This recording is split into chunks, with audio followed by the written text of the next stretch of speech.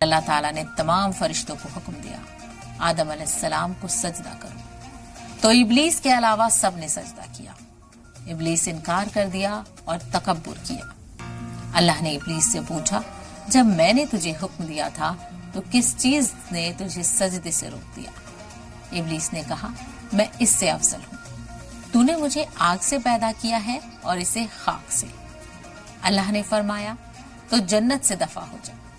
اس طرح ابلیس کو اس کے گھمنڈ نے اسے اللہ کی نافرمانی کے لیے اکسایا۔ یہی گھمنڈ اس کی بربادی بن گیا اور وہ ہمیشہ کے لیے لعنت کا حقدار ٹھہرا۔ لیکن ابلیس یہیں پر نہیں رکا، اس نے کہا، مجھے اس دن تک مہلت عطا فرمائیے جس دن قیامت آئے گی۔ اللہ نے اسے مہلت عطا فرما دی تو اس نے کہا، اب میں تیرے بندوں کو قیامت تک بتاؤں گا اور قیامت تک بہکاؤں گا، آگے سے، پیچھے سے، دائیں سے، بائیں سے۔